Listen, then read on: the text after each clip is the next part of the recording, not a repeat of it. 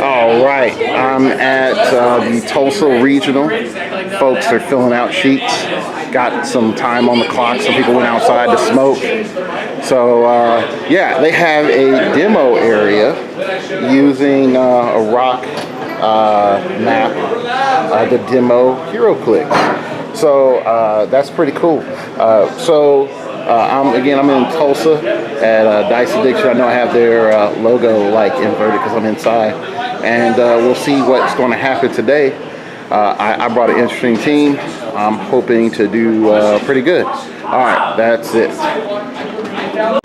All right, it's top 8. We got some really good players here in Tulsa. We got some uncamed clicksmen rocking their red shirt. This is red division. I don't know where gold and blue is, but whatever. We got a lot of juggernaut. Jamie Jordan made it. DJ Riggin made it. Also, yeah. So here's all our. Micah and Caleb. Table 2, we're gonna have Jeff and Dylan. Table 3, Jamie and DJ. Table 4, Dustin and Edward. Yeah. So I'm on table 4. So yay. So we're gonna get started here. I'm sort of glad I broke. But yeah, I'm the lone Phoenix Nest member surrounded by Juggernaut and Clicksman. So there we go. All right. I am at the finals. I'm with DJ Ringen. He and I just played probably 8 rounds of the most grueling of heroclix. That was rough. We met in the finals, and we're going to save the spoiler of who won for the end because that's drama. So what did you play today, sir? I played a variant of Penguin team I've been toying around with. I played obviously the Penguin Factory Penguin. Yes. The Loyalty Penguin. Yes. Title Harley Quinn. Leslie Evans. No, not Leslie Evans. That's the Groot thing. Leslie Tompkins. The support fig. A Groot, a Carnage, a Mangog, and Mudman, and Hammer. On my main board. Now, I would like to note, Hammer is a very unique variant of figure. What motivated you to play Hammer? Because I've been saying for a while, Hammer's the boss. I have consistently lost to Blackbird with my Penguin teams, 2 or 3 different variants. Consistently loses to Blackbird. Played Hammer today because most of your Blackbird teams clump up. Hammer can hit the whole team for 5. Essentially, I like to hit them all for 5, follow up with a Penguin to pulse wave the Wolverines off their last click. So it was more just to make the team more prepared for the diverse meta that we have. It was cool with Shredder, but Shredder didn't do anything. I played Mini Shredder before, didn't do anything special. Played Moondragon. Extra damage was cool, but it didn't help me against a lot of different builds. I beat the Blackbird twice today. Okay, so with that being said, do you think there's space to deviate from the big 3, the Avengers, Cosmic, and X-Men? Absolutely. The meta is the healthiest it's been in a long time, probably since the batteries. I think the batteries made the meta healthy because you could play commons and uncommons and do good with them because of what batteries could do. Like I said, I've been playing Penguins. I've got second place in a regional. I won a state, second place in a state, and third place in a state playing Penguins. Yeah. So I think that Penguins is a legit build that can be played and be played successfully. You just have to be sure it's diverse enough to beat everything that's out there at the moment, and that can be hard. But I think if you find something a variant you're comfortable with, and a variant that's good against most things, I think it can be successful for sure. All right, and I would ask you this: is like playing today with all the things that you played. What were probably like 2 or 3 game elements you're like, yeah, I struggled a little bit against that, but I sort of recovered, or that gave you a little bit of trouble? I had trouble against Shredders. That's the only game I lost today, for the most part, was against Shredders. In the prelims, yeah. Right, in the Swiss.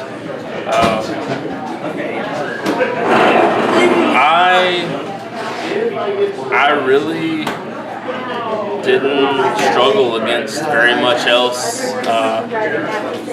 other than Avengers was a little tough without going into any spoilers. But for the most part, I really didn't struggle in many of my games today. Map choice really doesn't affect the team. If I get map choice, it can be huge. But if I don't, I'm not really suffering.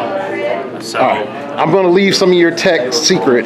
Well, I won't ask for the map, but there's a couple of options you can pretty much figure out. Like, yeah, that would suck to face that. So going on to breaks. The top 8. What was your first matchup? My first matchup in top 8 was against fellow Team Juggernaut member and Team Juggernaut captain Jamie Jordan. He was playing 3 50-point Hulks and Chase Tigra, Old Man Cap, and filled out the rest of the team with Giant Ghouls. It was a +10 to map roll Avengers theme team. Don't sleep on that. No, like that. Folks be like, that doesn't have a Hawkeye or a Star Fox or a Tigra. No IDs. And no IDs. That's not heroclix. It has been played. I've seen that team played, or at least a similar variant of that specific team played 3 times. It has not missed the cut yet. Yeah. So. Okay, and then what did you play in top 4 against top 4? Top 4, I played against Blackbird. I played against Caleb of the Clicksman. Yeah. And it was a really good game. His dice crapped out on him right at the end. I mean, he was shooting with a 13 on a 19 and missed 4 times. Oh. It broke my heart, and I was the one being attacked. Like, that's how bad it was to watch. It was uncomfortable. It was such bad luck. He tried to kill Mangog. He missed the attack. I Mangogged his team. He tried again with a 13 and missed, and I Mangogged him again, and that was game. So that's what I played in the top 4. Okay. It was frustrating on his part for sure. All right. So we'll go into it a little bit with you and your game and with you and me. I'm playing Avengers with Wasp Part of the Avengers, Eric Masterson, Star Fox, Old Man Cap, and Hawkeye. And I'm pretty much took a note from my teammate Lucas Van Hollen. We're having so many problems trying to get Hawkeye to be effective. So it was like, hey, what if instead of running all these other little bitty guys, we put in Wasp Part of the Avengers, she'll make Hawkeye giant or colossal, and then TK him out with an ID card, and then move Eric Masterson out, and then just go off from there. And so that's pretty much what I did. So either Hawkeye can have a 14 attack, or he'll have a 13 attack with 3 or 4 damage, depending if he's holding Eric Masterson or not. I also have 8 Batman to equip Mjolnir onto Star Fox. I have 3 student IDs and 1 headmaster ID. I'm not going to really say what they are, mainly because I think 2 of my IDs need to be thoroughly changed, so I can't recommend them. Anyway, so going into our matchup, there was an interesting ruling at the beginning because you were able to do something to me that I didn't have anybody else ever talk about doing, and you were going to make a pulse wave ping. Yeah, go ahead. I was gonna call in Storm with Harley, and then perplex the attack up by 2. I was gonna TK because we're on Genosha, so we both started a little closer. out. Yeah. I was gonna TK the Penguin 6. So if you're starting on row 4, 6 is 10, and then free move of 5 because it has +1s, so that goes to 15, and then sidestep to 17, and I have a 5 range on the pulse wave. So yeah, with that's the loyalty token. So I'm reaching into the starting area. Yeah. And I was going for the 8 Batman who had moved out, got Molnir, moved back behind all of his friendlies. And all my friendlies had moved out. And all the friendlies were still a first turn immunity. Yeah. So I was wondering if you could pulse wave past those guys and hit the person who didn't have the immunity and it just not affect them. Judge, he didn't have. You don't just stop a game for in-depth ruling. So he made a call. Turns out that you can do that. I never get mad at bad judge calls because I've been a judge before, so I get it. But yeah. So that's a thing you can do. Y'all didn't know that. Yeah, and that would have definitely changed the tempo of the game because that puts me down and outwit. And early on, and even after I was able to successfully make some attacks with Hawkeye and KO Penguin, I hurt Hammer, KO Mangog, Carnage, and Groot. Groot. Also messed up because we forgot to place the Leslie Evans. We were all tired. Mistakes were made. But what ended up happening is I was able to take out just about everything in my first Hawkeye salvo, minus Tidal Harley, which I do recommend. From, was it Joker's Wild or Harley Quinn? Harley Quinn Gotham Girls. Harley Quinn Gotham Girls. Definitely way stronger than I thought. I didn't get Penguin, the Fast Forces Penguin. I know some of you would say, how did you not murder the Penguin? Well, because I missed an attack with Hawkeye and I got stuck. And he was next on the agenda, but the agenda had to stop. The agenda stopped because I missed an attack. And then some of you might say, how do you miss with a 13 attack in a prov? Because you missed him with the 13 attack. It's dice. It's dice, yeah. It's dice. So anyway, we had pretty much. I was able to wipe out most of the field, and then we had this exchange where you still had Groot. Yeah, because I didn't kill Groot. Right. I missed on Groot. That's where I missed. Because I was like, if I got rid of all the cost retaliators, I thought that solidifies me the game. I can do whatever I need to do without fear of retaliation. So he pretty much killed Hawkeye. That went down. And if you're playing Hawkeye, you just have to reserve that he's going to die. So anyway, sort of wrapping up, we got to sort of this tight final engagement. You took out my 8 Batman, my Eric Masterson, left me down to slightly hurt Wasp Part of the Avengers. I'm on click 2 on Star Fox, and then I have Old Man Claps on click. He was just there. He was on click 1. Yeah, and we both had exchange IDs and stuff. So he came in, you summon Cyclops, the Chase Cyclops. Yeah. Perplexed up, attack by 2 with Harley. Attack by 2 with Harley, and then RCE with the precision strike knockback on the Star Fox. So I was 13-4. 13-4, yeah. Into a wall, which finished the job. Yeah. That kills Star Fox. And then there was nothing else that we could have done because that was last round. So all things tallied up, it was 186 is what DJ scored, and I scored 196 and 184, 8-point game. Awesome game. So it was down to the wire, freaking ridiculous. So I'd like to again congratulate DJ. You're gonna be at Rocktober. I will. I know the Clicksmen got to go. I mean, not Clicksmen, the Juggernaut guys have to go. Clicksmen are already gone. I'm tired. I'm super happy. I might go a little bit depth later. I'd like to thank Lord Cardinal there chilling on his phone. Also, Miss Cardinal, Miss Lourdes Cardinal. Wales won Kentucky. Okay. So. All right. Yeah, I'd like to thank her too. She helped run it, and of course our super store game master Chip. I'd like to thank him. So, all right, that's it. I'm gonna probably go into a normal episode and probably rant about WizKids because that's what we do here on Starting Over Podcast. Came from outer space. Welcome to the Starting Over Podcast. I'm your host Edward Shelton, aka Dark Logos, and this is a show where we look at the strategies, tactics, and mechanics behind the game of heroclix.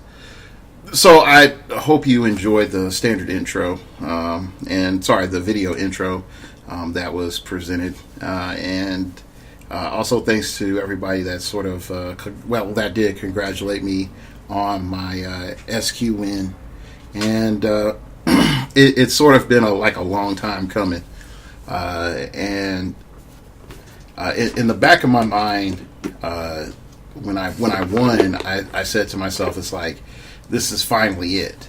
I've lived long enough to win. I've lived long enough to win, and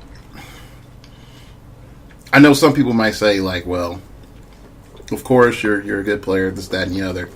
It's inevitable. But I also gotta say, like, when you go against really good players constantly, winning an event isn't guaranteed. And I learned this from, like a long time ago, a couple of years ago, I did an episode called, My Name Isn't Vegeta. And so when I entitling this, video, like, My Name Isn't Goku, I have different viewpoints sort of on this side of the mountain. And it's a couple of different viewpoints. I know some people said, but hey, you won that, sealed event at WKO. I'm like, yeah, I did. And I felt good winning that too. But constructed is its own beast, because someone can argue it's like, I could win a WKO if I pull Kid Gladiator and blah, blah, blah. And, Calder had freaking Professor X Dreamer, and that's a way harder game, and blah, blah, blah. Whatever. Anyone can say that, but when you construct your team, you are also dealing with other people constructing their team. And that, to me, is an equalizer, because now you're dealing with parties able to bring the best of the best out to compete, and that can be rather rough at times. So let's sort of get into it. First lesson that I've learned primarily is practice is important, but specified practice is more important. Being able to be on a team and then playing against my teammates and running ideas past my teammates has been crucial. And I think more importantly, one of the things that I saw as like one of my fall off points as a player was when I put myself as like general manager, warrior in chief of Phoenix Nest over, being the player part. And one of the main reasons why I made the team is so that I could surround myself with people that are good players, so that I could, win events and also see them win events. And so I ended up focusing on the latter after Mace died, because it's comforting. You have to put in the effort, and nobody else was going to do it. And I don't regret that, because we did well, and we're still doing well. I think, everything has its cost, and if you try to pretend that you can do it all, that you can, be an executive, be an excellent parent, have live in the city, and have a home in the country, and be really humble but extra confident, like you can't have it all. You have to pick what you want and then deny the rest. And it's in that attempt to having it all that you get nothing.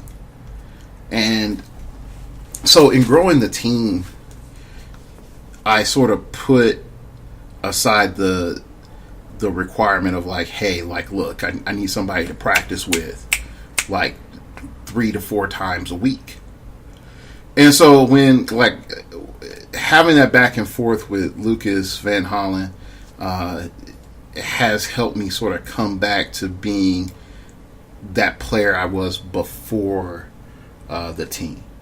A player that's like, yo, is Dark Logos. Like, he's going to break. He's going to be, he's going to be top 4 in finals. Like, this is coming, man. you know this is coming. And I think that's a huge thing. And I know someone's going to say, it's like, is that a slight at your team? It's like, well, no. Like, I love my interactions with my team. It's just that everybody has different time restraints, and realistically, when it comes to growth, and this is one thing I could say as a coach, is that the needs of a player are greatly different. One player just might need to have a good build, and that's it. Another player might need work on how they perceive themselves. Another might need work on how they perceive the odds or placement. There are various things in which a player could need to become an excellent player. And one thing I want to make clear is an excellent player isn't solely just defined by winning tournaments, even though that can like reflect somebody's skill or help reflect someone's skill. But I recognize that I'm a player that the more time I put in the dojo, the better I perform. And when I look back before I started Phoenix Nest, one of my biggest weaknesses as a player was when it came down to it, I would never play standard. I would never play standard. I was always about that counter meta play, to the day I die type mindset. Like, why play standard? Everybody knows what to expect. And then where later on, when I had a bunch of people on my team, and then it comes down to you're making build after build after build, and all of you are going to the same event. There's only so much diversity that you can do. And the lesson I learned from that is at some point in time, it's okay to play standard. But if you're going to play standard, know why you're playing standard. Know what your ins and outs of playing standard is. Understand the impacts of playing that team. Because I encounter a lot of people, and they'll say, oh, you're playing a standard net deck build. Oh, well, it took you a lot of work to do that. And if it's just a normal player that's, there's their first few events and they just got it off the internet and they weren't trying or weren't practicing, I would be like, yeah, there's no accomplishment in that. But if you put in the work and you look in the matchups and you understand why you do this and why you do that, then it is your team. It's what you voted on with your dollar and your time. And I think that's sort of a growing understanding that I've had over the last few years, because folks will say, like, look, I don't want to play what anybody else plays. And I get that, because the idea is sort of this twofold, is that I made a good enough team, and B, look at me, I outsmarted everyone. There is a degree of satisfaction and also pride in that. Like, it's not a truly altruistic or moral position. But the frustration that I sort of have like come back to in my growth and development has been, if I look at everything up to this point, and I can say it's like, if I put in more hours of practice with other people, would I have gotten here sooner? And the tough thing to do is to let that question go, because you didn't do it. And I think that's the one thing that ends up ruining a lot of people, and I'll definitely say myself in particular, is that the woulda, coulda, shouldas, and man, given more time, or if I did this or something else, then, I would have done this, that, or I would have been at this place. It's like, look, you can plan a lot of things and it not happen. And some of it may be your fault, and some of it may be circumstances, and it may be other people's fault. But you can't just go in and be like, yeah, if I had put more time in, I would have been at this place or whatever. Because for me, I know there are some teams that I've run throughout the years that, in all honesty, they weren't going to win the tournament. And I knew going in that they weren't going to win the tournament. I was running experiments to see if there was other lessons I could learn. And so in those cases, the value of knowledge and experience was more valuable than the win. And so those are things as well. So when I come back and I reflect on everything, I come back to the statement that I had at the beginning. My name's not Goku. Just like my name's not Vegeta. At one point in time, Goku could be, he was one of the best players of the game. And I've become a better player having played him. But in turn of me winning, I have not become him. I am my own person. And I have a different set of skills than he had. And I have a different set of infrastructure than he had. And I have a different viewpoint on the game than he had. But yet I can say, without him, I would not be where I am right now. And there's several others, and hanging out on the quarry with Jamie, hanging out and learning how to be more aggressive with Wes. Hell, even Jeff Farrow in our top 4 game saying like, your team worked a lot better when you got aggressive. Like, there are little things that help you sort of get everything together and click for these grand moments. And I would also say, even if I didn't get here, I doubt anyone would go back and look at HeroClix history and be like, that scrub dark logos. I really doubt it. There's a lot of folks that say it's too, until it's over, you can't ever say like, yeah, that person was the GOAT. But I do believe that, when it's all said and done, if you don't have me in your top 10, hell, even if I'm 9 and 10, when all's said and done, it'll be a grave mistake. So those are sort of my reflections. I know they are not the most like, woohoo, yeah, I won. I'd like to thank everybody. Yeah, let's go, Phoenix Nest, #1 team in the world, son. Yeah. It's a lot more, like, hey, this is life. And I also will say is this, like, from my experience with doing speech and debate, where I was going out and getting a trophy like every other weekend, like literally like every other weekend during high school for 3 years.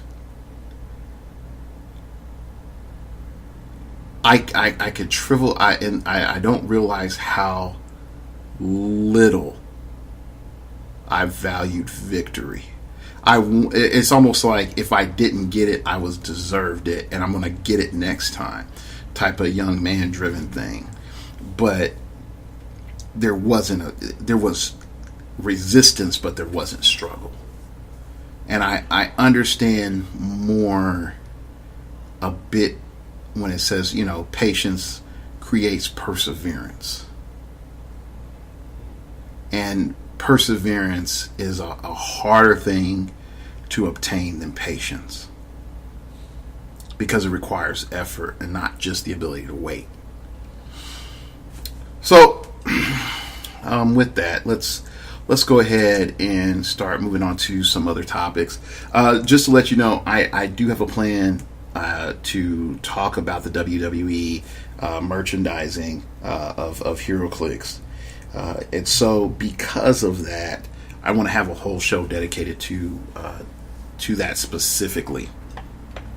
But what I want to do is I want to sort of dedicate the rest of the show to looking at our championships and the good, the bad, and the ugly.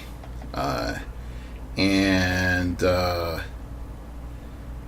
that's the interesting thing that I feel that is going on right now, is that Rocktober and PAX Unplugged are both poised to be, in my opinion, a mixed bag of nuts. And I know some of you will say, but Howard's your boy, and you said you're going to be more positive about WizKids. I'm like, oh yeah, hey, I'm still trying to be that more positive on WizKids, and Howard is my boy, but I gotta be honest about what's going on from a scheduling standpoint, in which I feel there's stuff to look at. So let's start off with Rock Cup, and we're going to look at the general overview, and I'm going to point out some things that I think are good, and things that I think are okay and maybe a little ugly here and there. All right, so I'm going to preface this by saying I don't blame Howard for folks not knowing their rock points. If you set people up to do what they're supposed to do and that didn't happen, okay, that I understand that. But the system for rock points being digital, that's a big deal. And if you don't have cards or something else that you can give in hand, and that these, your points are all digital, then the point of entry starts to becoming a bigger deal. And real talk, the judges might have to put it in.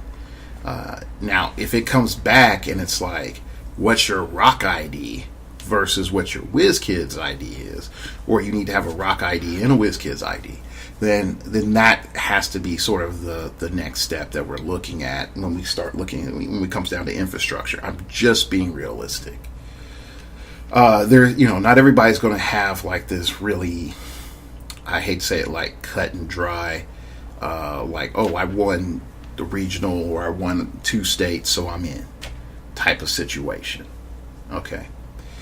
All right, so let's sort of go forward. Now let's look at some other things. Like, first off, there's rock and rolls, and it's 25 points for first, 10 points for second, third and fourth, 5 points.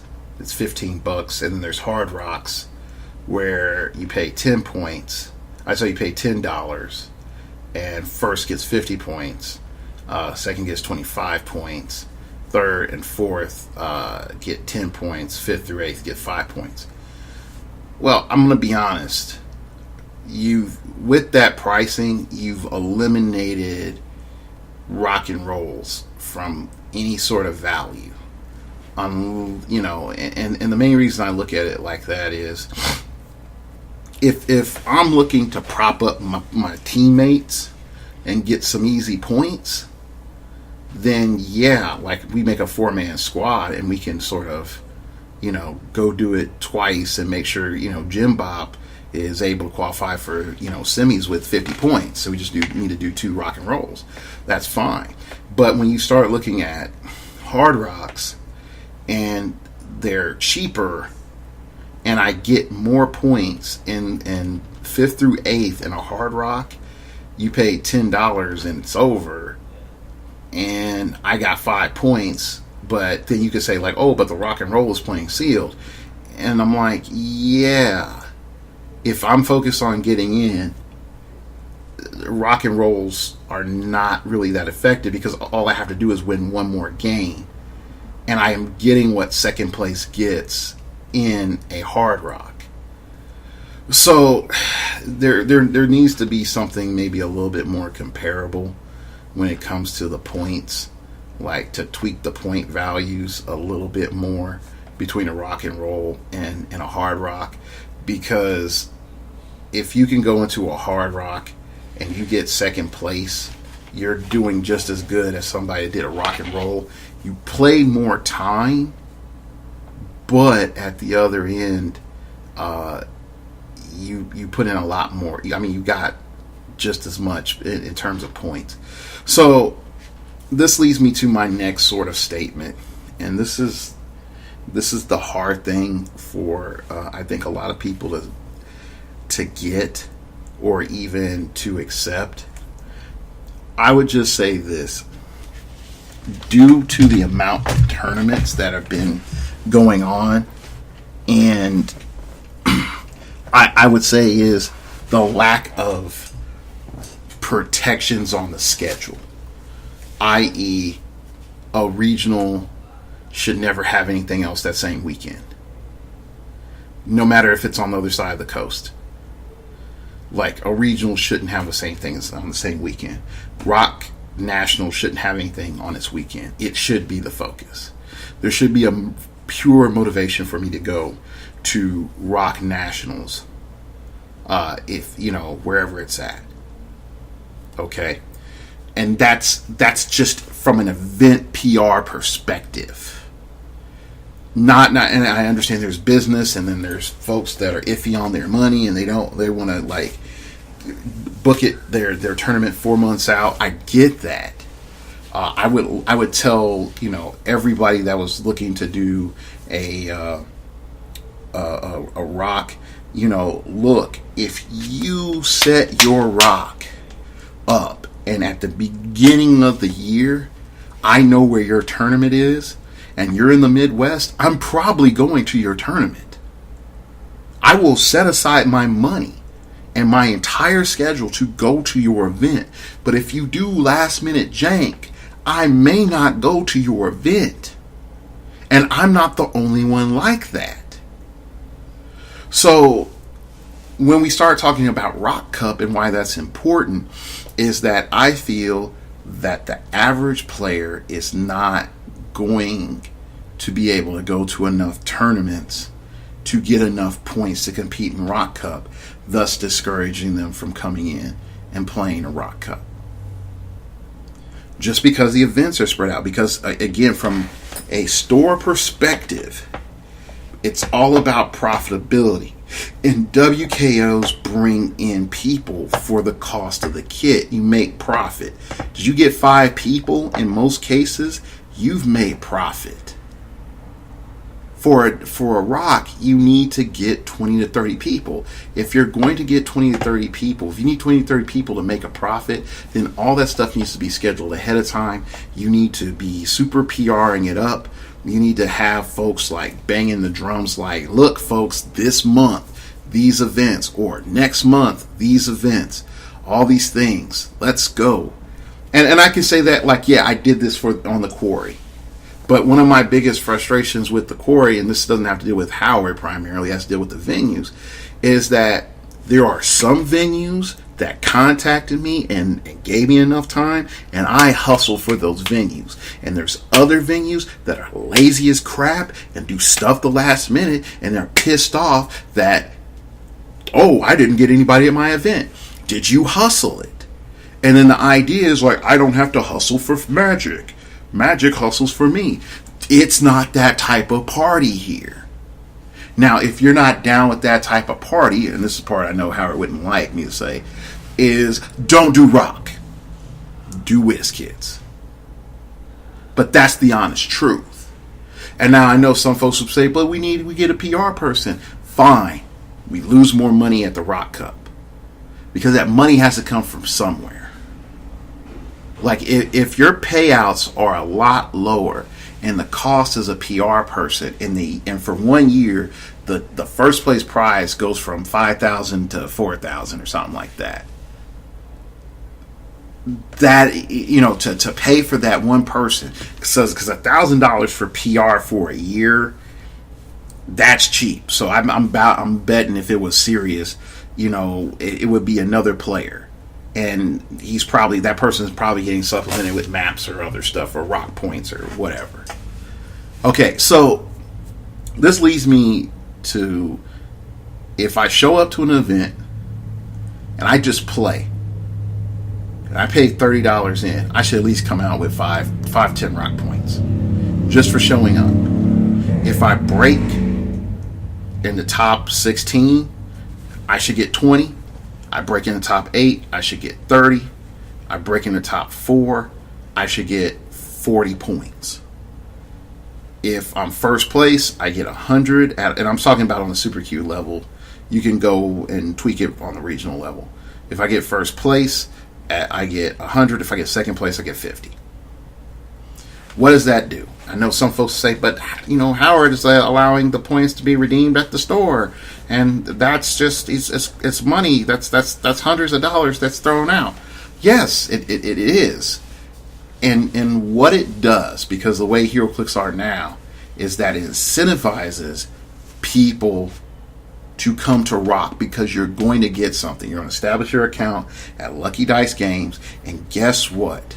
You go in your account, you can just say, I'm in this region, or I'm in this state, or groups of states. And what Lucky Dice can do is just say, everybody that's touching the state of a Super Q, I'm going to send a friendly email reminder about Rock events in their area. That's within a state's distance. You'll increase people to Rock Cup. You'll increase people playing. Now the question is, do you have technology, infrastructure, all that other things? Maybe. I don't know. The other end of it is you have to hold venues accountable and say no to money. But in doing that, there will be fewer events, more people at the events, more money to be made at the events, and the schedule is respectable. But because Rock has moved locations, and it is more expensive to travel to Huntsville than Atlanta. It's way more expensive. And I know this from talking to multiple people. Now, if you are like on the coast, it's no different. But for me, in the Midwest flying in, it is way more expensive. Huntsville may be an international airport, but it's not a hub. And because it is not a hub, the cost, it's a transfer. It's a puddle jump. So you're always going to go from one major hub and then go into Huntsville. There are very few direct flights from multiple airports, I've checked around, that lead directly into Huntsville. There are one-way trips. So there's that. So when we're talking about there being fewer points out there, and people may not be that motivated to go because they don't have any points, or some people are motivated to go because they're burning the last bit of TCG player points, you're going to have a problem the next year, because TCG player points are no longer currency. All right, and they don't have anything lingering that they can touch or feel to remind them, I need to go play some rocks to get some more of these points in my hands. Okay, so because of that, you're going to have a fall off. So there is an issue to think about that. Now, I'm not saying this is not going to be profitable, because it's going to be way more profitable for the Rock and for Howard. But in the end, there's going to be some issues. Now, the next thing, like, again, looking at the rock and rolls and just establishing is, if I look at how much I've spent going to rocks this year, not even WKOs or WizKids events, just purely rocks, I have spent over $2,000. That's travel, food, all my costs. It's at least $2,000 going to rocks. Okay, and I've been to Omaha and Tulsa 3 times. Yeah, so Omaha once, Tulsa 3 times. Okay, so I've been to 4 Rocks this year, and I've gone to 1, 2, 3, 4, 5, 6 or 7, I'm not quite sure, WizKids events. Okay, so this year I've already done 10 events. So I'm doing almost one a month. Some of the weekends are, multiple events on the same weekend, especially in Omaha. So that's convenient. But when all's said and done, and we're looking at, just traveling, I could just bypass half of my stops and just drop $1,000 at Rock and Rolls, and I'll get all the points I need to get into the finals. And that is a problem that I have with WizKids in Rock, allowing people just sort of buy in points. Because if someone does a cost-benefit analysis, they can just be like, well, I really don't need to support you in all these other areas, and all I have to do is come in, throw down a quarter of the amount of cash that would cost me to get in, and then I'm good to go. So yeah, it's a rough deal, and I know, from an organizer perspective, they don't want you to do that, but really that's what they're empowering you to do. So you could copy and paste that gripe onto me talking about WizKids. All right, so they're starting on Thursday at Rock, and you're going to be able to do Rock and Rolls and Hard Rocks. I would recommend that if you had the time, do it. If you don't, fine. But Thursday is probably going to be your best day to get some points, because most of the heavy hitters have not shown up yet. Okay. Then, so we're going to go into Friday. Now, this is what I do like. Okay, so Friday, there's a super qualifier at 11 a.m. Or you can start at 10 a.m. and do Hard Rocks and Rock and Rolls, and then just do normal Battle Royales. Now, I don't know why you would do a normal Battle Royale when you could just do Rock and Rolls, but hey, that's whatever. So, maybe you can win like a Battle Royale map or something else. I don't know.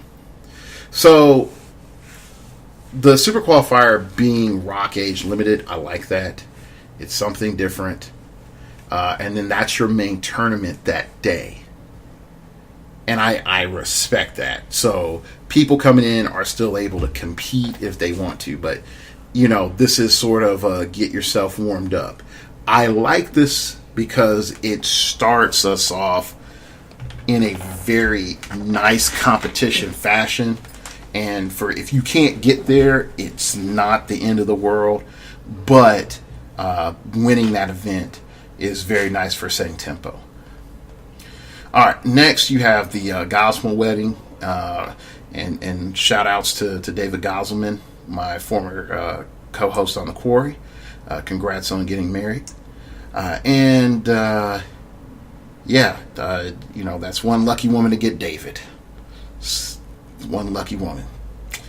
All right, next up is the dinner and the show, and this is the part that I actually do like, is that Scott Crampton puts on a very excellent show with the murder mystery people. Now, there is a midnight game. Go to that if you want to, but I would not recommend doing that if your main goal is to do really well the next day. But if you're there to chill and have fun, cool.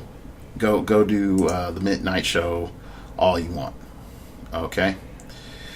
So that's pretty much on Friday. I forgot about 7 on Thursday. They have a Critical Clicks team tournament, but all right. So Saturday, 9 a.m. battle royales, rock and rolls, hard rocks. Okay. If you're doing hard rocks, in all honesty, on Saturday, your main goal is, in all honesty, is just to get enough points to get into the finals. Like, you have a good amount of points, a couple of TCG player points. Your goal is to get into the finals. That's really it, because you do not have. I don't feel like you have enough time to do semis. Like, semis start at 3. So if you're doing a hard rock, so first round, break the top 4, then finals. So that's 3 hours. So that puts you at noon. You have time to do 2 hard rocks before the 300 point. The 300 point semifinals. Okay. So I would tell anybody that if you're looking for a low ball investment to get in the semis, then I would definitely say, like, look, come in Friday, play some rock and rolls, get your 50 points, if that's what you're shooting for, and then go for it. Other than that, it's a rough deal. All right, so you keep going on. You have at 3 p.m. you have a sealed Swiss tournament for $30, which is that's fine. Now team final starts at 7:30, so they're banging. They're thinking that they're going to get 4 rounds of Swiss up and done in 4 hours, and I call shenanigans. That's going to be rough. So I think that really this is going to start at like 8:30. Again, midnight qualifier. You can go do that. I would not recommend that if your mind is set on the money. But it's a fun event. A lot of people like it. So yeah. All right, but so overall, Saturday is a good day. Okay, now Sunday. Sunday starts at 10 a.m. It's battle royales all day. Okay, and because if you don't have your points at 10 a.m. for finals, then you're just out of luck. And pretty much Sunday, all day Sunday, is the tournament. Now, the main reason I would say is don't do the last chance Super Q is that, let's just say that it gets done at 4 in the morning, which I doubt it will. It gets done at 4 in the morning. You are at best getting 5 hours sleep, because you need to wash your butt. You need to wash your butt before you come out and play some heroclix on Sunday. I don't want to smell you all day. Okay, wash it. I can't say something I was about to say. Wash your buttocks. Wash it. Okay, so going into finals, it is going to cost you 200 rock points, or advancement to semifinals, and then at noon there's a consolation tournament for everybody that got cut from the Swiss of the semis. So there you go. And then 2 p.m. is lunch break, and then they're going to cut to top 32, and top 32 is going to start at 3 p.m. So this is the same song and dance we've done before. It's going to go probably till about real talk like 9 or 10. And then it's going to be done, and everybody's going to like hug each other and cry and head back to the hotel. All right, now this is not a bad event. The problem comes in is I think some concepts do not translate like they did previously. I think the midnight events do not translate the way that they used to. I hate to say it, you have to start them around 10,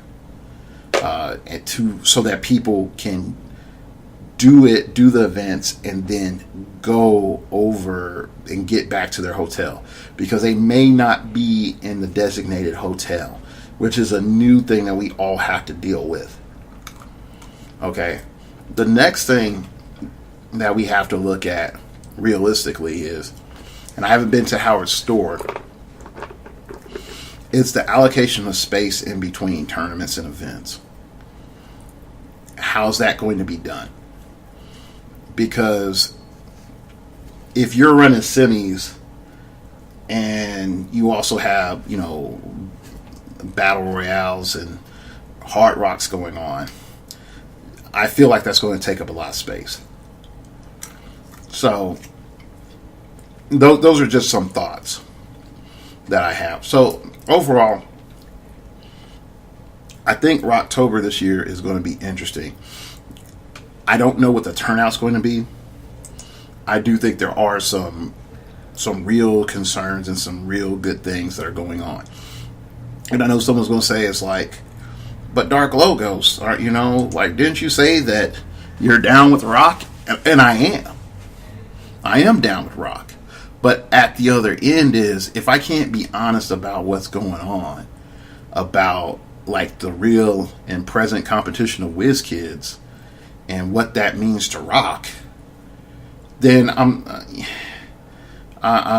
there's so many phrases that I can't say. I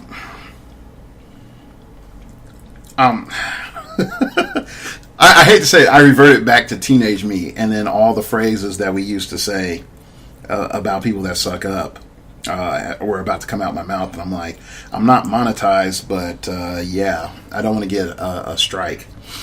So we'll just say suck ups. Like, I'm not going to suck up to Howard, because that's a disservice to Howard. I mean, but I'm not exceptionally cruel to Howard either. Like, I'm being real. If we're going to have late night events, they need to be earlier, because we're not in the hotel. I can't just finish it and stumble upstairs. It's the honest truth. Like, the casino effect that we had in Rock, of it all being in the hotel, is gone. So this is more like we're going to a HeroClix amusement park. The mindset has to change, because the logistics have changed. Holding on to the past because that's the way it was, and that's the way it shall be evermore, amen, may work for, statements of faith, but this is business. This is business. All right, so let's start talking about whiz kids. Everybody knows I love some whiz kids.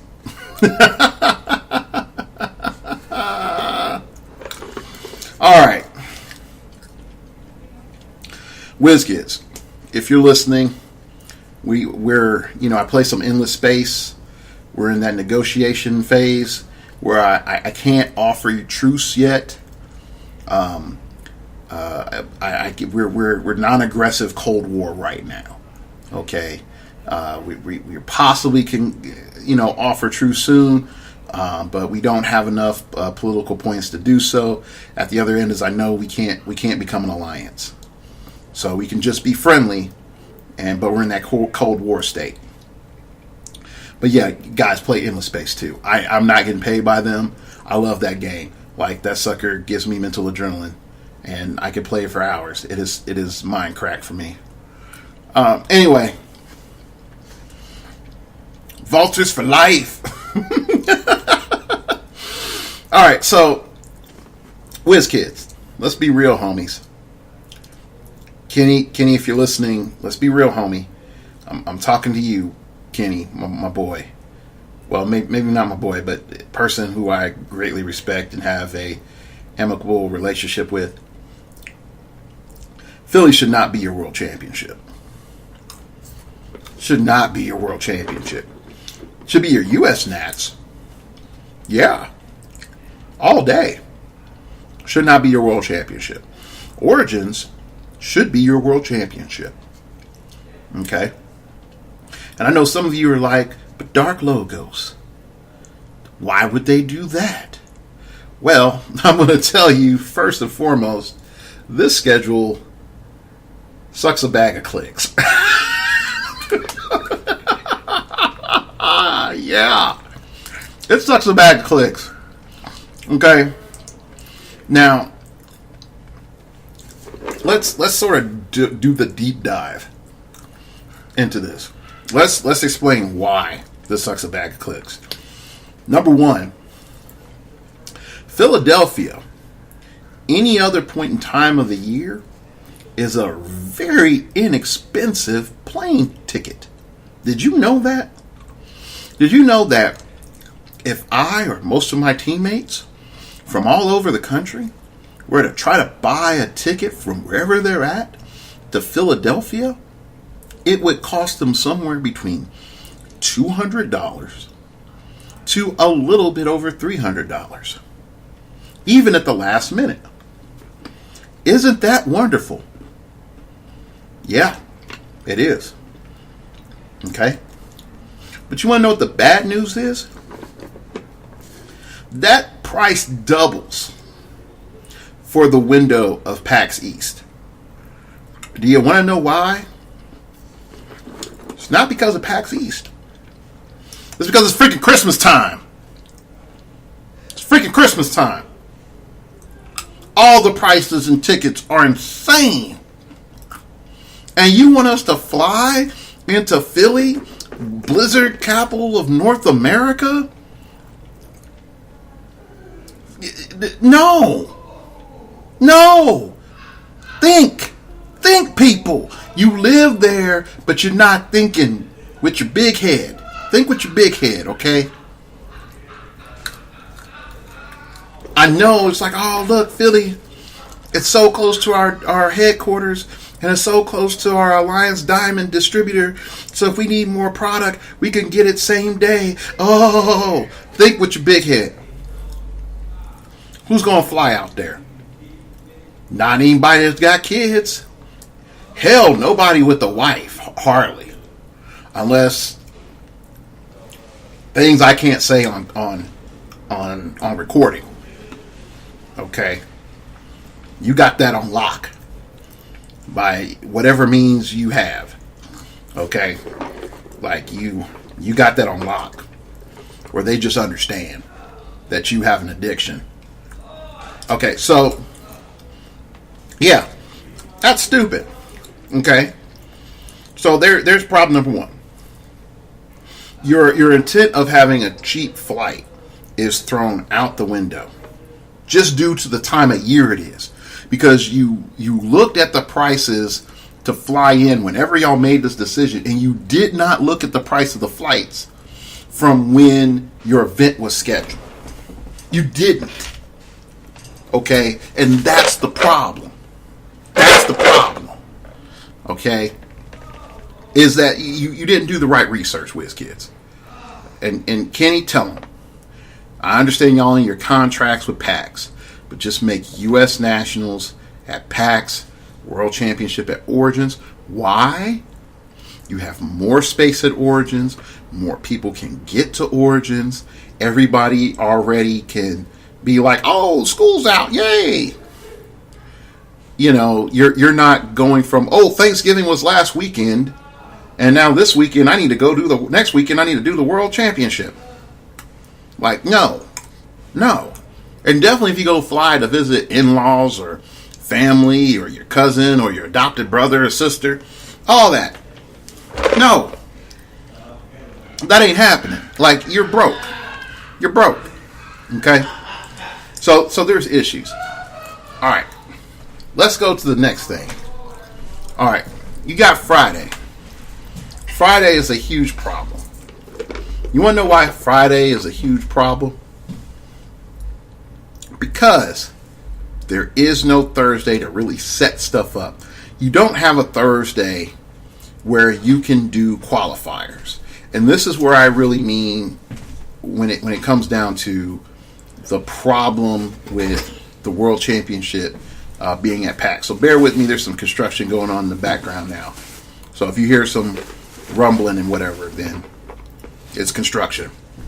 Okay. So that's the thing.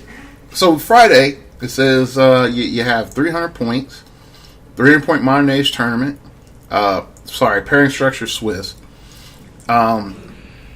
Your top half, you get a world's qualification. So this is happening Friday at 3. So they're giving you all the way till 3, and that's when this tournament's going to start. So more than likely, this tournament's going to end around 8, and they're going to be like, "Huzzah, we did something!" And I'm like, "No, this is bad. This is bad." Okay. So that's the problem. So all right, let's go and just look at HeroClix World Championship page, because you just look at World Championship qualifiers, tells you straight up 3 p.m. on Friday. Okay. And and you're running your Dice Masters championships at that time. I mean qualifiers too. That's bad. All right. So your team qualifiers are $75, 10 a.m. on Friday. You see the problem?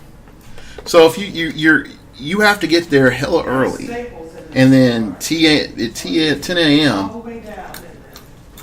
Yeah. So it gets better. So we got teams, and you have a choice. You can run teams, and if you break in teams, guess what? You get to play in the World Championships. If not, I'm sorry. You're with Optimus Prime, and you got to roll out, because that's what's about to happen. So you're going to have to make a choice. Are you going to think about yourself and play singles to try to qualify to get in the Worlds because you didn't go to US Nats? Or are you going to play teams and pray that the Lord on high hands you the God packs of justice and mercy to slay your enemies? Because that's pretty much your only options, sadly. And this is the problem that I have. Is the World Championship something cheap? And this is a question for both Rock and WizKids. Is the World Championship something cheap? But at the same time, is it something that everybody should be able to take a part of?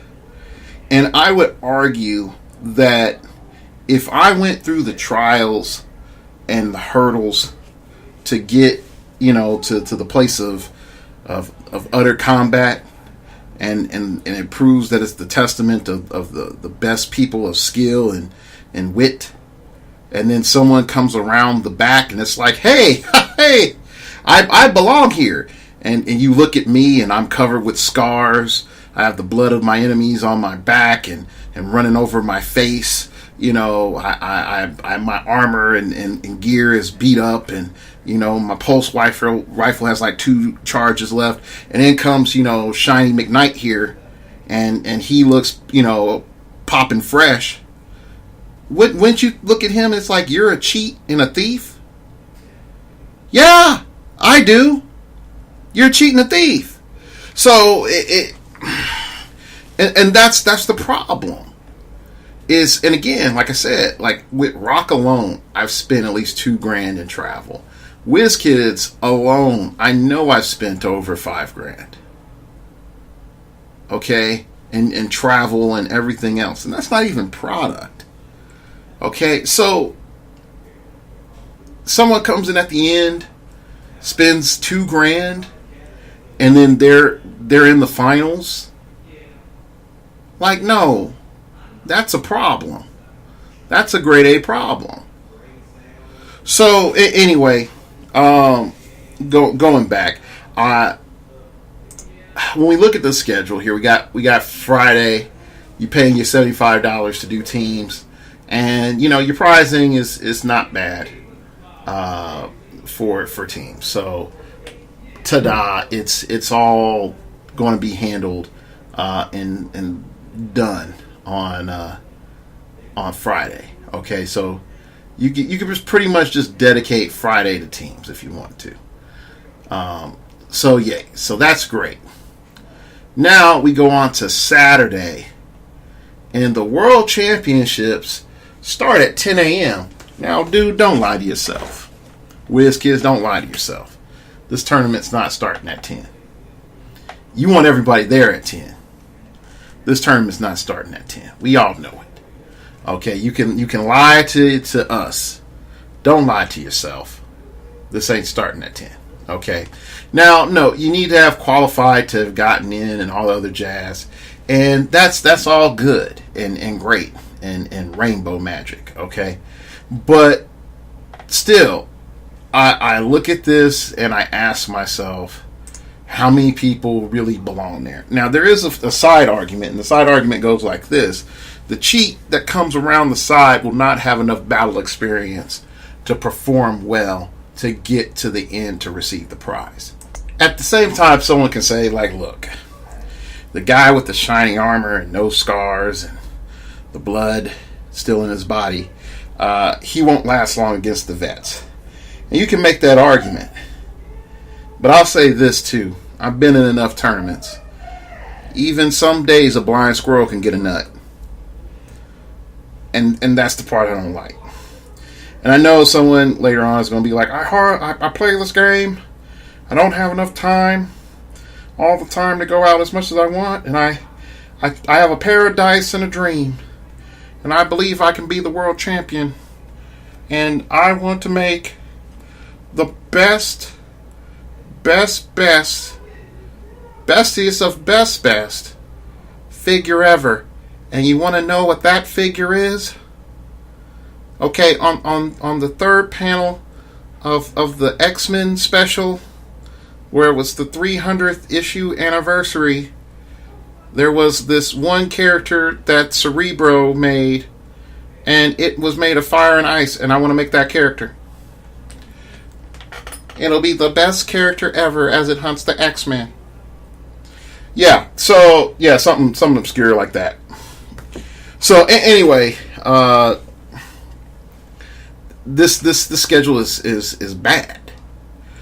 Because on one day, Friday, functionally, you have the Team World Championships. And then on Saturday, you have the Singles World Championships. And that's going to take all day. All day. Now, some of you might ask, but Edward, isn't there a Sunday? And I would come back to you, my friends, and say, yes, there is a Sunday, but there's nothing going on. Okay? There's nothing going on. It's just side events and other little jank that they're doing on Sunday, okay? So, why is that? Because more than likely, the con is shutting down. So, we now have to ask ourselves some huge questions.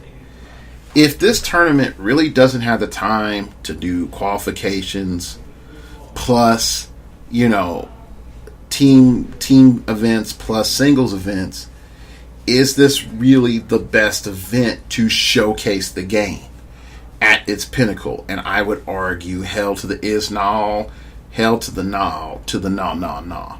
Okay, so that's not a good idea. And I know Zoran is like, Edward, I hate you to the guts of your being. And I get it. I get it, Zoran. You're not a fan of me right now. But real talk, I understand you're trying to expand the business. I understand you're trying to get new people. I understand you're trying to grow the game. But real talk, what really needs to happen now is a reevaluation of the championships and where they're at. Like for both heroclix and for WizKids and Rock. Like there really has to be an evaluation because the cost for both locations for the World Championships are a lot higher than they were previous. Just the cost of going. Not even getting at the event and signing up for the events. The cost of going has gone up. Okay?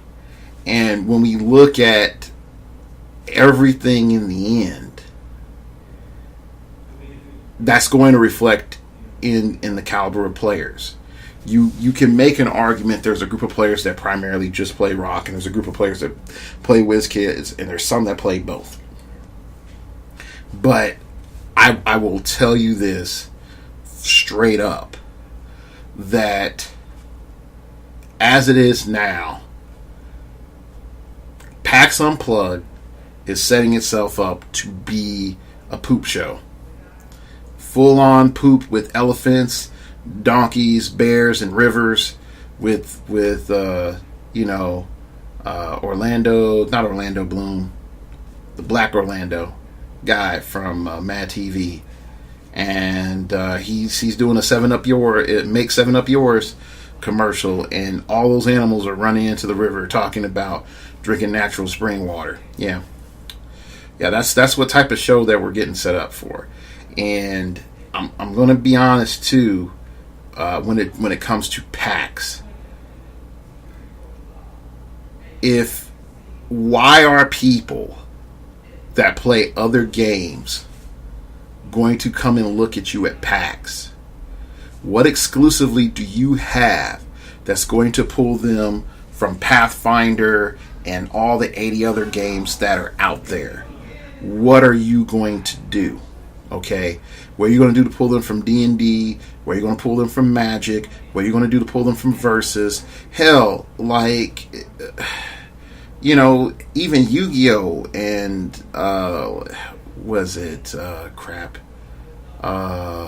there's like some other like anime-ish type Magic game, something Final, or anyway, I don't even remember.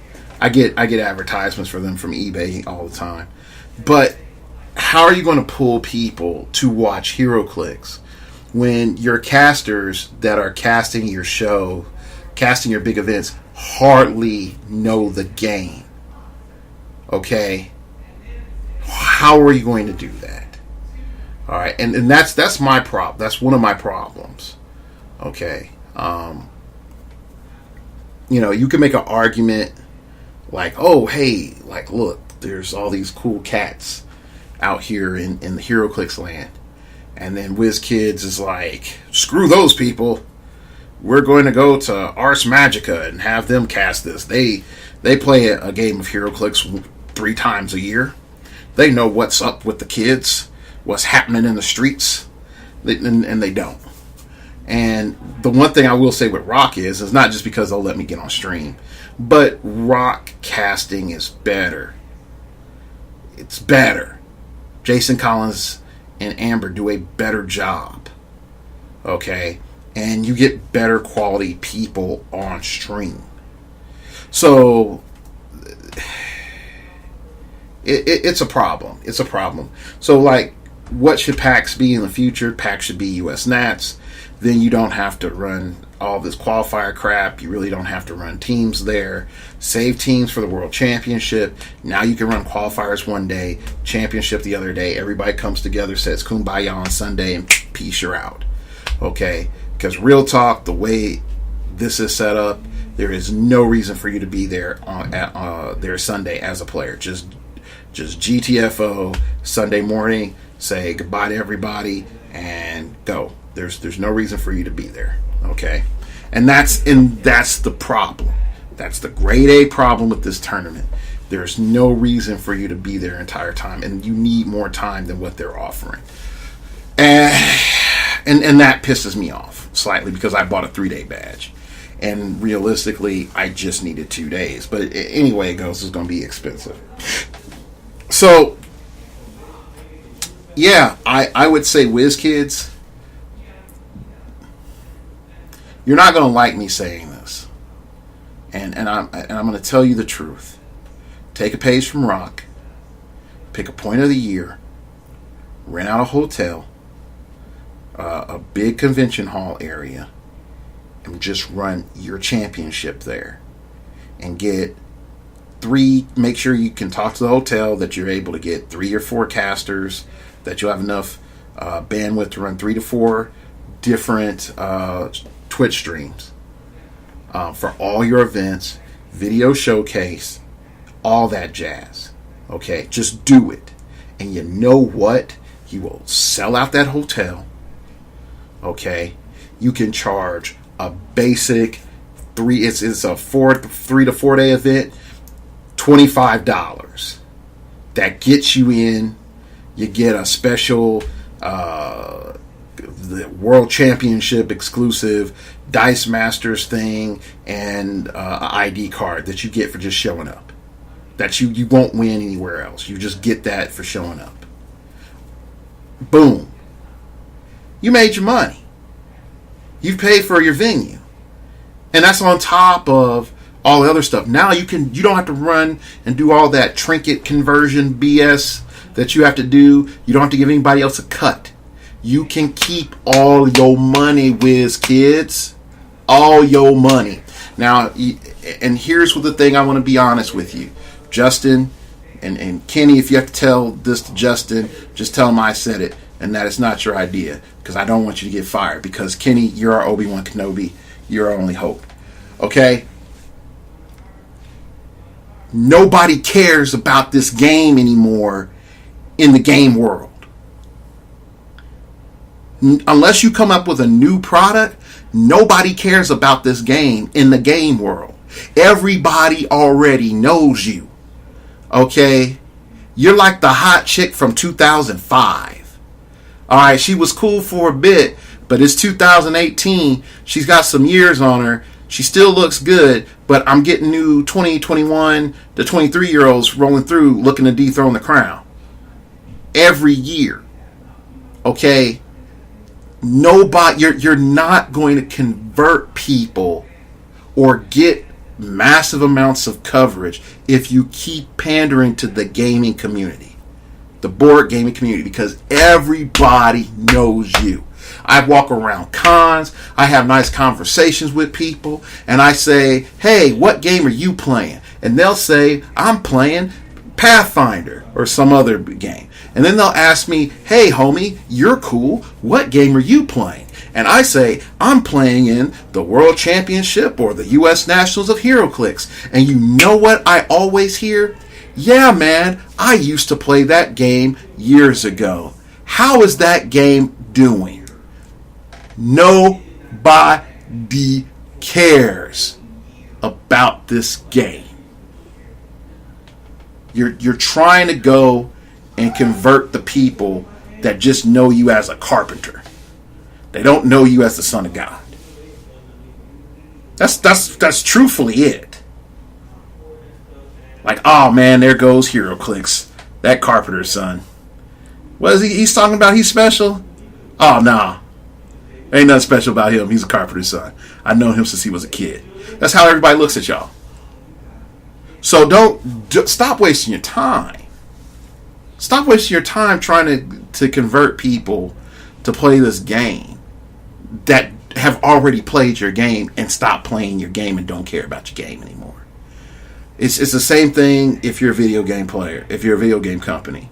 Don't go out there and just think that because Kotaku and all those other, jokers write about you, that you have a good game. No. You're pandering to the inside job people. You're not getting anybody fresh. You're not getting anybody new. If you're not willing to spend ducats to go out there and get on some freaking TV or get on some ads on some other websites that are not primarily gaming and that they're focused, about the shows and contents themselves, and be like, hey man, you like watching Flash? Here's an ad for Flash heroclix, man. Boom. You like watching WWE Raw? Yo, man, we got WWE Raw heroclix on WWE website. You pay for that.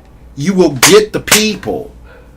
But you're pandering to board game people, and there's more interesting games out there. Hell, Catan is a bare basic game, and it gets more people than clicks. Like really get that in your head. Catan is a bare basic game, and it gets more people than clicks. It's the freaking Pamela Anderson of games. Okay? It's the Pamela Anderson of games. You could say Magic the Gathering is the Marilyn Monroe of games, okay? You like, good gosh, how do you still look good? But guess what?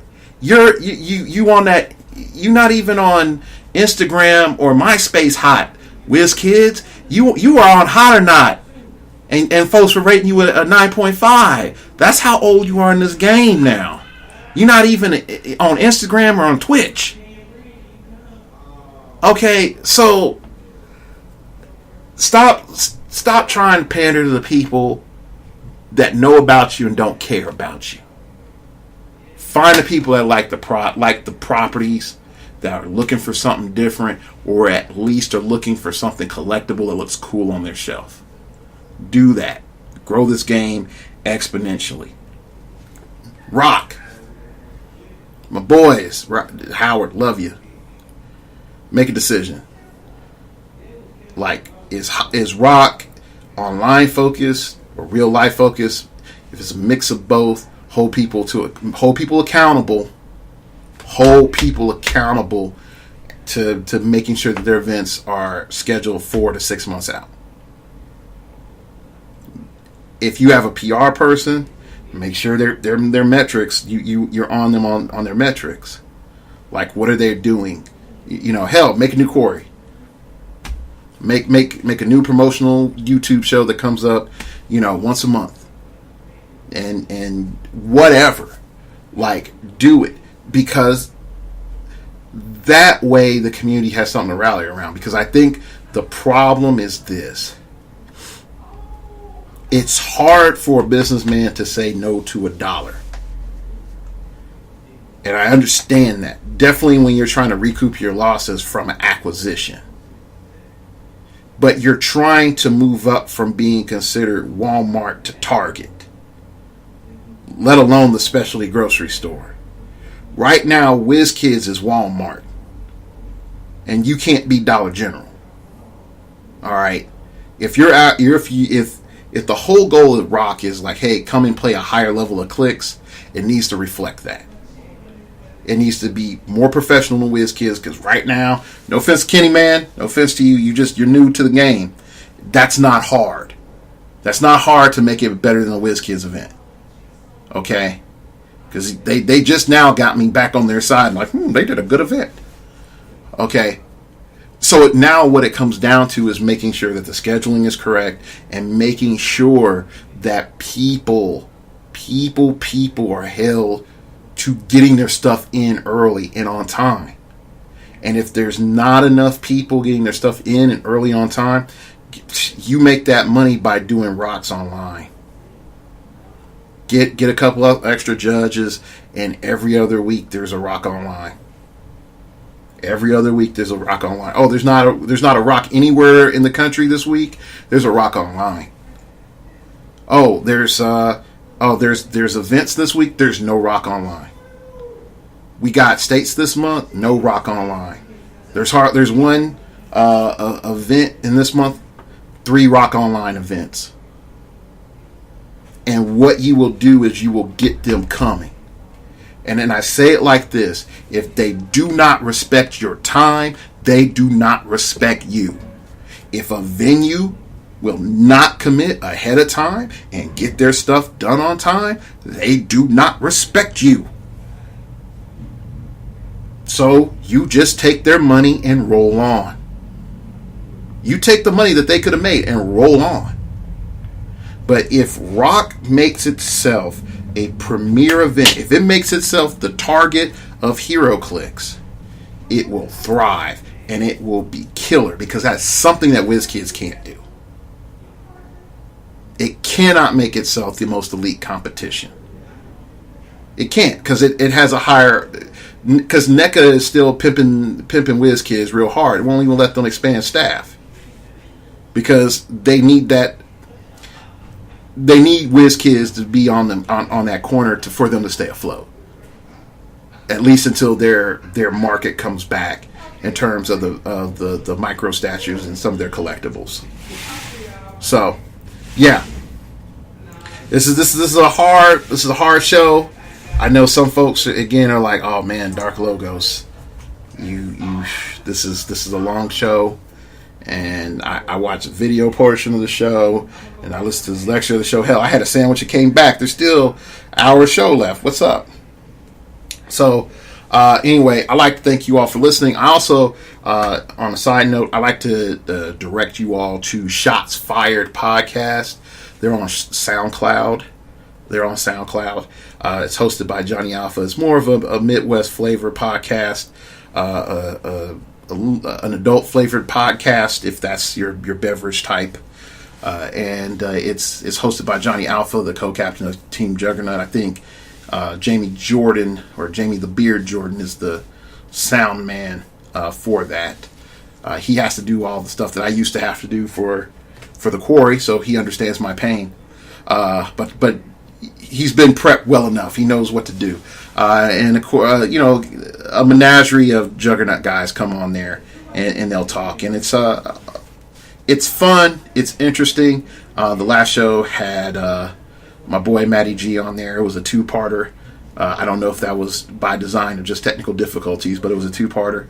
And they had some very interesting conversations. So I like to direct y'all there. I also am sort of ticked, Johnny Alpha, you didn't come to Tulsa, because I was wearing my jersey specifically for you.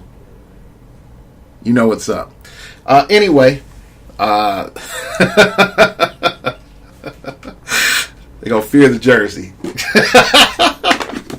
Anyway, that's it.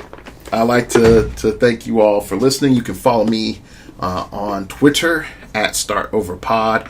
It came from outer space and told me that the Super Saiyan armor that Vegeta wears was inspired by the magical fruit race of Gamelan Zigra number 252, in which they use that in their planting ritual to bring forth the harvests of spring. It's really weird. Different seasons operate completely different with plants. Yeah, just happens. Follow me on Twitter. Find out when there's a new show, because YouTube hates me. Pretty much hates everybody on YouTube unless you have 1 million subs. And you can email me at startingoverpodcast@gmail.com. That's startingoverpodcast@gmail.com. If you wish to opine, keep it piffy, keep it interesting, keep it awesome, baby. Bear with me. I'm getting like massive amounts of spam. So stuff is getting caught up in spam, and that's what happens when you put your email out there in the digital universe. Somebody uses it to send you spam. So yeah. And you can donate to the show at startingoverpodcast.blogspot.com, and then on there you'll see my PayPal link, and you can donate to me, and everything goes directly to making the show better.